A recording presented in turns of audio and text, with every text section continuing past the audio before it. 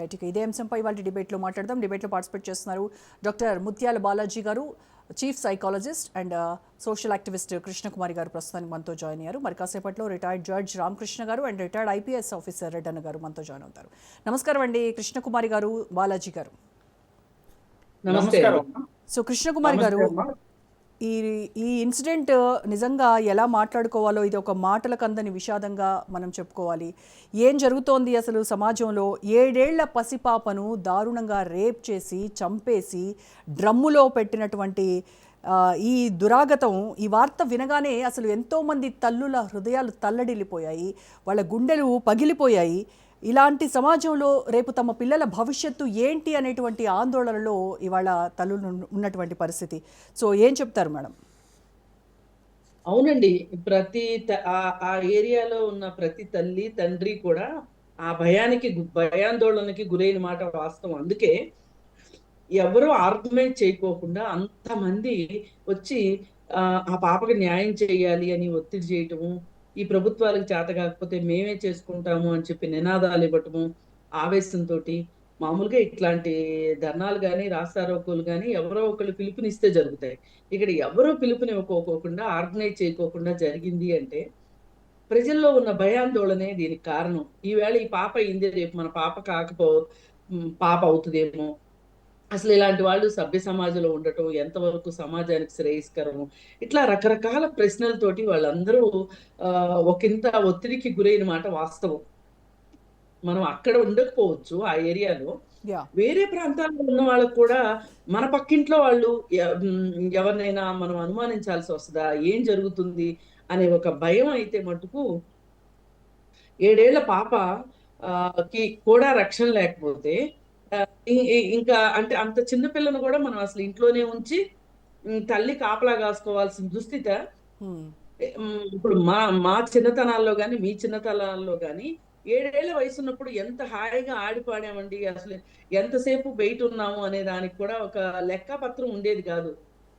Correct. మీకు తిండి గుర్తొచ్చిందా అనేవాళ్ళు పెద్దవాళ్ళు, ఇప్పుడు ఇంటికి వచ్చారు అని.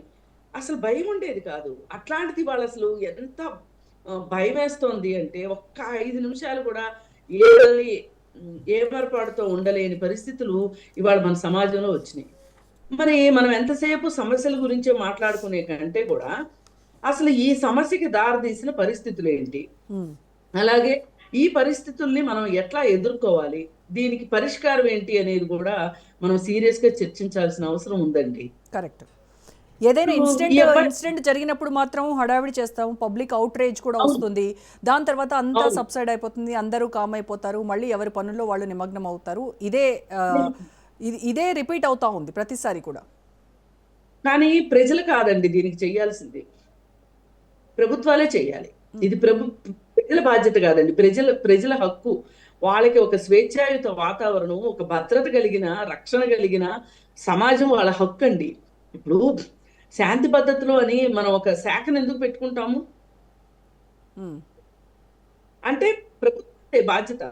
మీకు రక్షణ కల్పిస్తామనే కదా చెప్తారు. ఇప్పుడు నిన్న పవన్ కళ్యాణ్ గారు ఒక స్టేట్మెంట్ ఇచ్చారు, ఇంటింటికి ప్రతి అమ్మాయిని కాపాడటం మా బాధ్యత కాదు, ప్రతి అమ్మాయికి ఒక పోలీసుని పెట్టలేము అని.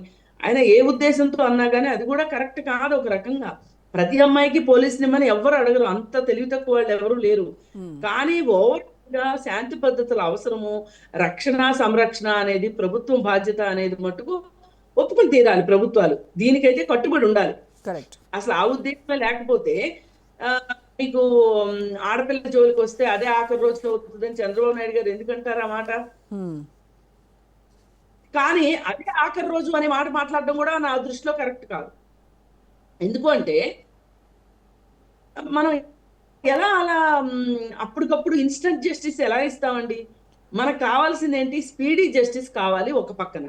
రెండో పక్కన ఏ పరిస్థితుల వల్ల ఇలాంటి నేరస్తులు తయారవుతున్నారు, ఈ నేరస్తుల్ని గుర్తించడం ఎట్లా, ఈ గుర్తించిన నేరస్తుల్ని వాళ్ళ మనసు మార్చటమా, లేకపోతే వాళ్ళ నడవడిక మార్చటమా, వాళ్ళని సంస్కరించటమా ఎట్లా అనేది ఆలోచించాల్సిందే తప్పితే మనం చంపుకుంటూ పోతే ఎంతమందిని చంపుతామండి? కాదు కదా. ఈ కౌంటర్లు కానీ ఇన్స్టంట్ జస్టిస్లు కరెక్ట్ కాదండి. మనకు కావాల్సింది స్పీడీ జస్టిస్. ఇప్పుడు నిన్న ప్రత్యూష కేసులో నిన్న తీర్పు వచ్చిందండి సుప్రీంకోర్టులో. ఎన్ని సంవత్సరాల తర్వాత వచ్చింది? అదే 24 అంటే ఆ సంవత్సరాల నిందితుడు తర్వాత 25 ఇయర్స్ ఉన్నప్పుడు ఒకవేళ ఆ క్రైమ్కి పాల్పడితే ఒక 25 ఇయర్స్ గడిచిన తర్వాత అంటే అతనికి ఒక 50 ఏళ్ళు వచ్చిన తర్వాత ఇప్పుడు నేరం రుజువు చేసి ఇప్పుడు శిక్ష పడుతుంది అనమాట. అంటే 50 ఇయర్స్ తర్వాత ఇప్పుడు ఆయన పనిష్మెంట్కి వెళ్తాడు. ఏంటండి ఉపయోగం? ఇది అతన్ని శిక్షించినట్టు కాదు, ఒక రకంగా సమాజానికి ఒక అవగాహన కల్పించేది కాదు ఇది. బాధిత కుటుంబానికి న్యాయం చేసినట్టు కూడా కాదు. అసలు బాధిత కుటుంబానికి న్యాయమే జరగలేదు. ఇప్పుడు రేపు ఈ పాపనైనా సరే, ఇప్పుడు అతను చనిపోయాడు, ఓకే, అతను ఆత్మహత్య చేసుకున్నాడా, ఎన్కౌంటర్ చేశారా ఏంటనేది తర్వాత విషయం. అతను లేడు ఇప్పుడు. ఈ పాప తిరిగి వస్తుందో చెప్పండి? ఉమ్, కాదు కదా. అంతే కదా. అసలు ఈ 30 ఏళ్ల కుర్రాడు ఎందుకు పని పాట లేకుండా జులాయిగా తిరుగుతున్నాడు? గంజాయికి ఎందుకు అలవాటు పడ్డాడు? ఇంతకు ముందే అతని పైన కొన్ని ఆ, అభియోగాలు ఉన్నాయి, మహిళల పట్ల అసభ్యంగా ప్రవర్తించినట్లుగా. అవును. వాటి అవి ఎందుకు సీతకన్ను వేశారు? మంచో చెడో ఒక నేరస్తుడు పూర్తి స్థాయి నేరస్తుడు అవ్వచ్చు, కాకపోవచ్చు, ఆకతాయితనంతో చేయవచ్చు, ఇంకెందుకన్నా చేయొచ్చు, ఉబలాట కొద్దీ చేయొచ్చు.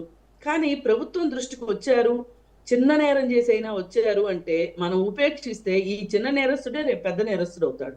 రైట్. తొండ ముదిరితే అంటారు చూడండి, యా. అట్లా అవుతారు. అందుకని మన దృష్టికి వచ్చారు అంటే వాళ్ళని మనం 1000 కళ్ళతో కనిపెట్టాల్సిన అవసరం ఉంది.